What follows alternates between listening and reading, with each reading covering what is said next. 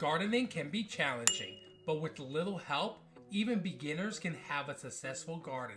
So I asked my master gardener friends what tips they would give beginner gardeners. Tip I have for beginning gardeners is weeds are your enemy and mulch is your friend.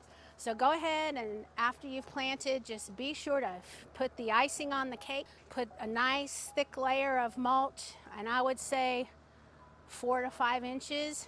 Okay, one other thing I forgot to mention about mulch is be sure to use the hardwood mulch, not the stuff that's got the dye in it. That dye is not good for your soil.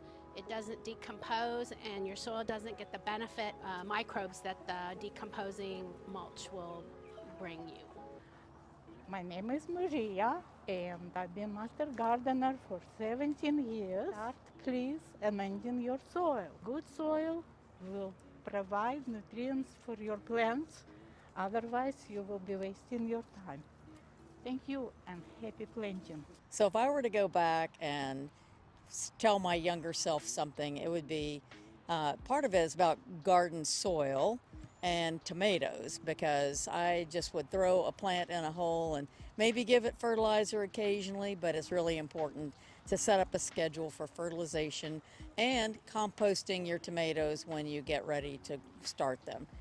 If I had one tip to give new gardeners, it would be to make sure the plants that you're purchasing work in your zone. Not only that, but make sure that you're planting them at the correct time of the year. Hi, my tip would be when you're starting a raised bed to put all your money into soil. So don't cheap out in buying soil, don't cheap out in buying nutrients for the soil. Go organic, I like Microlife, and buy good compost every year and just amend to that soil. You're only buying soil once, so spend your money well.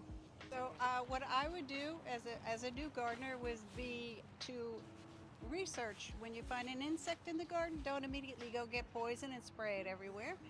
Research it, find out what kind of an insect it is, because the majority of the insects you find in your gardens are good insects and they're a helper. So do your research before you pull out the poisons. Thanks, Adam, for having me out today. My name is Boone Holliday. I'm a horticulturist here with Texas A&M AgriLife Extension in Fort Bend County. We're talking about tips for new gardeners, how to get started being successful as a home gardener. Really the first thing for me is educating yourself and finding the correct resources for education. We all know that there's a lot of easy grab information out there on the internet, but a lot of times it might be information that's not wise. Maybe it's not practical for your region, your area, or your growing conditions. So it's always good to reach out to your local county extension office and your master gardener group to get sound gardening practices that work for you in your area.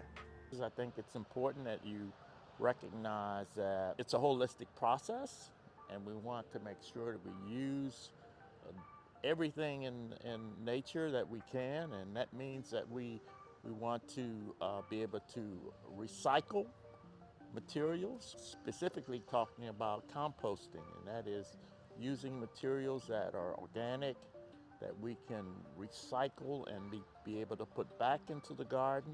It's naturally done in a forest floor. If you've done any hiking or whatever, you'll see how composting naturally happens. Here in the demonstration gardens, we produce compost by using those garden waste, leaves. We use sawdust, food scraps, except for meat scraps, but we use vegetable scraps that you have, eggshells, coffee grounds. All of those make good composting materials. And as you see in the gardens, we layer them so that the organic organisms are able to break down these materials and produce what we feel is a great amendment to our gardens. So as a beginning gardener, I encourage you to think holistically, think organically, and produce the best compost that you can. It's fun.